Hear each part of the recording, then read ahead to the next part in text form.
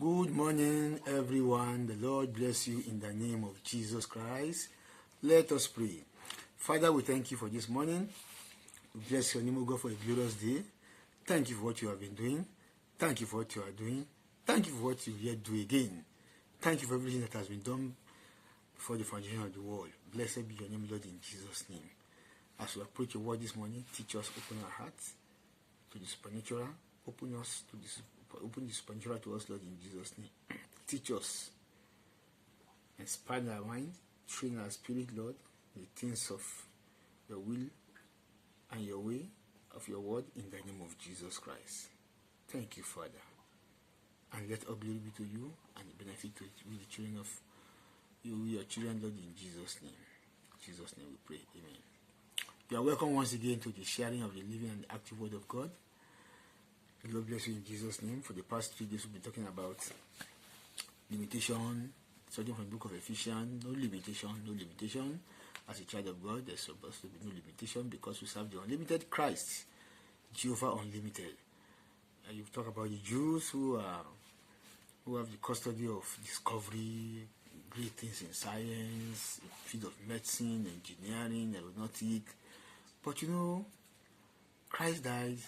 He took away the wall of partition. He made both one. No more slave. Both the free and the slave, male and female, brought us to the same pedestal of knowledge, pedestal of wisdom, of glory. And through in-depth study in Him, we come to that position of unsearchable riches in Christ through the fellowship of the mystery. So we realize no limitation. And yesterday we talked about the unsearchable riches in Christ. What are we looking for? Everything is embedded in Him. Today we'll take the study further by considering the fellowship of the mystery, because everything is contained and embedded in Christ. May God help us in the name of Jesus Christ. That's just a quick summary. So this morning we shall begin our reading from the book of Ephesians, chapter 3, verse 9 and 10. And we have copies of scripture to read. May God help us in the name of Jesus Christ. Now, from verse 8 rather, unto me, who am less than the least of all saints, is this grace given, that I should preach among the Gentiles the unsearchable riches of Christ. There is such as the unsearchable riches. The riches cannot be searched out by searching, but can be brought forth or be brought to the fore by the Holy Spirit of God. You say, I will go. It is expedient for me to go. If I didn't go, it will pay you. Christ said, if I go, I will send another comforter like unto me. He will teach you all things. He will bring everything that I've taught you to your remembrance. He will guide you into all things. All means all. Holy Spirit can give all. No man can boast of all. No man is everlasting. No man is all-knowing. No man is all-powerful except God the Almighty and the all-knowing.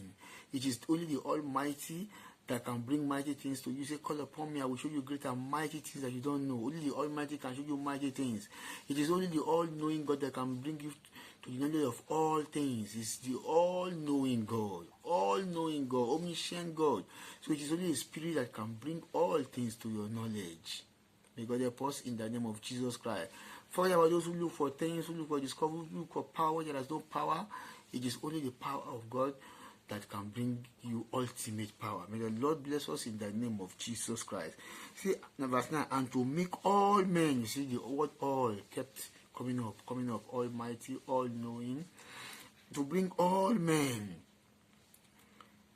and to make all men see what is the fellowship of the mystery, which from the beginning of the world had been hid in God, who created all things by Jesus Christ.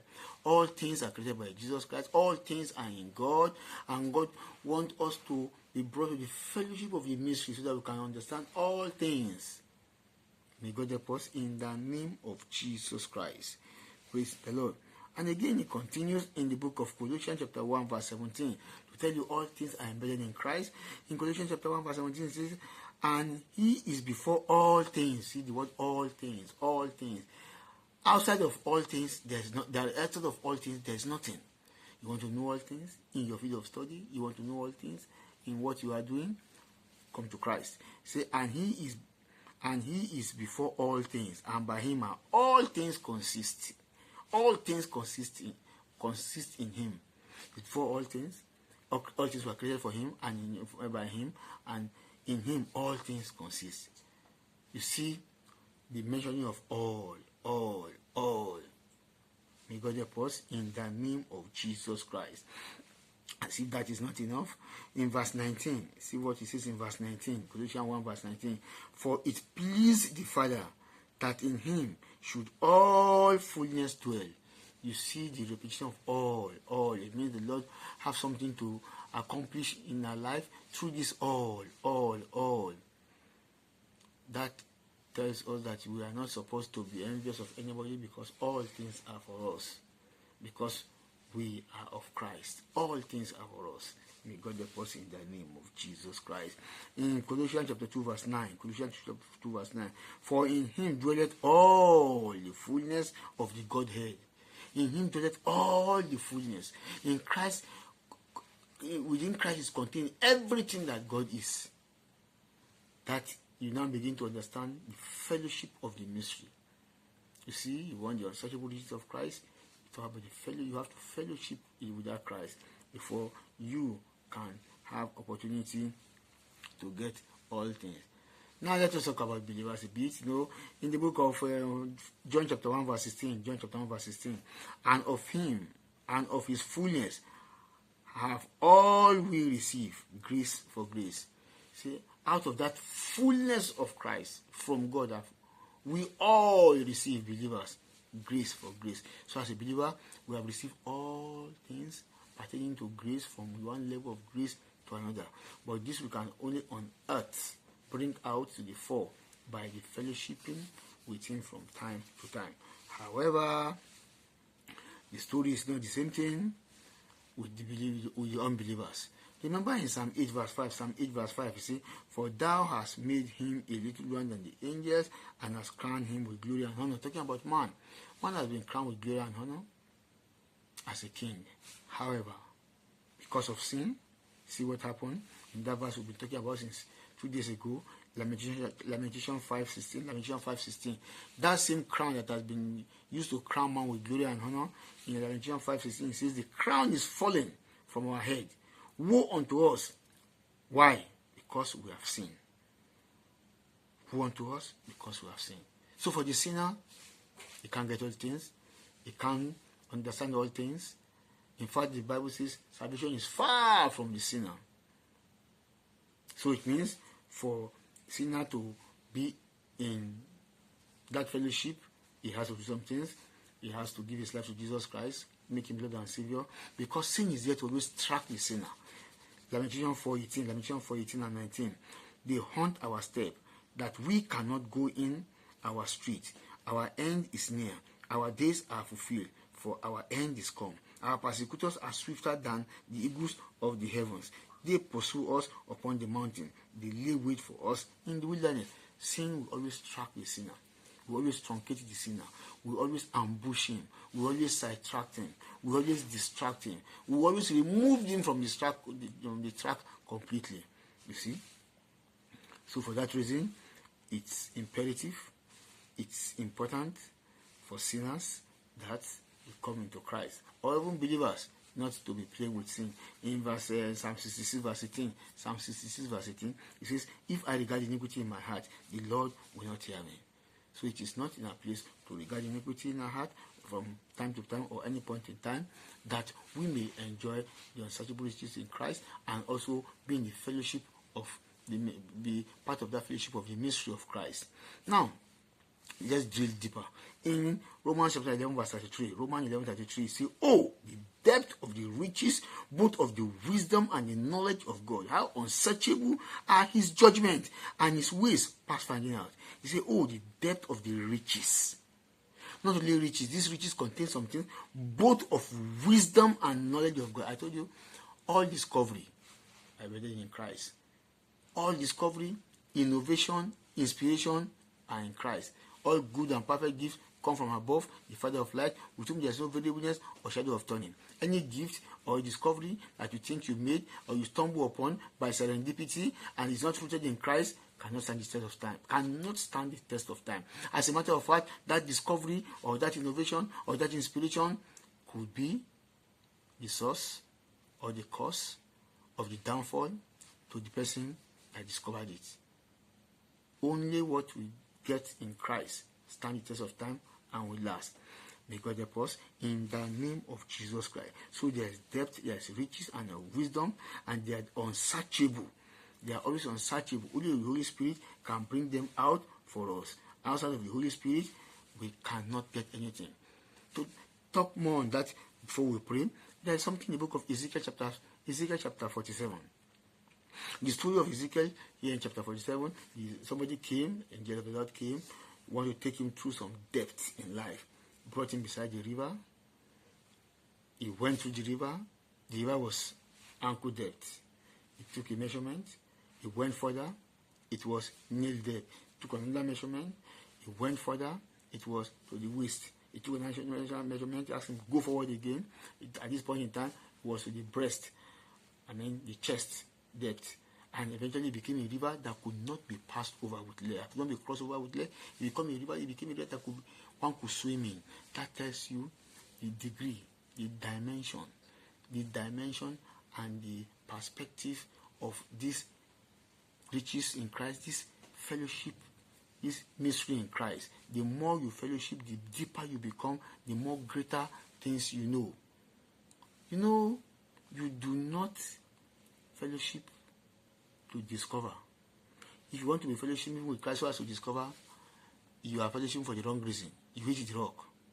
However, you discover by fellowshipping.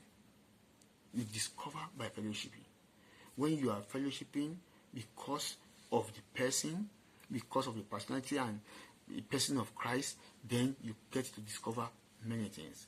That is why he said in the book of Psalm 65, verse 24, and it shall come to pass that before they call, I will answer. While they are yet speaking, I will hear. It's not even talking about, we want to discover, we want to know. No, because you are fellowshipping. It's a given. Say before you even ask, before you call, you ask for fellowship, you have a deep secret, I will answer you. I will show you. Say, call unto me. He didn't even say call unto him for secret. Say, call unto me. I will answer you and show you great and mighty things which you don't know. Then I will give you the things you are not even asking for. How possible is that? Go ask Solomon.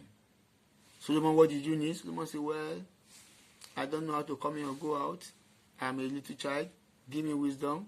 God said, I will give you what you don't even ask for. Apart, you didn't ask for the life of your enemy. I will give you wisdom. I will give you peace. I will give you everything. That is fellowship. That is the fellowshipping. That is the fellowship of the mystery.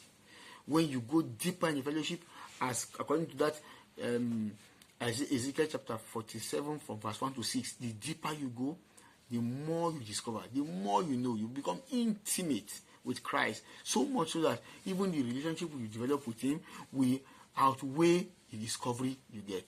When they ask the man that discovered penicillin, that great ointment that takes care of pain when you have injury also, he said, I was told, he said, penicillin is not the greatest discovery. My greatest discovery is to know Christ. How awesome, how deep. So the fellowship of the mystery brings about or on earth great things that will be beneficial to you now and in world to come. May the Lord help us. May the Lord prosper us in all that we do in the name of Jesus Christ. So, if you're not giving your life to Jesus Christ, you have the opportunity to just say, Father, thank you. I am a sinner. Forgive me my sin. Wash me clean with the blood of Jesus Christ. I want to have the fellowship of the mystery. I want to live with you. I want to do things with you. And if I pray that prayer, the Lord will answer you and make you one of his in the name of Jesus Christ. So let us pray as I pray for you and pray for the believer generally. Father, we thank you for as many that has received you. Forgive them their sin. Wash them, O God, with the blood of Jesus Christ. Write their name in the book of life. and accept them into the beloved in the name of Jesus Christ. And for the body of the believer world over, Lord, we pray, help us, O God, grant us the grace to fellowship with you from time to time, not for the sake of discovery, but fellowship brings about discovery, so that before we ask, you will answer, so that our life will become a life that is in tune with you.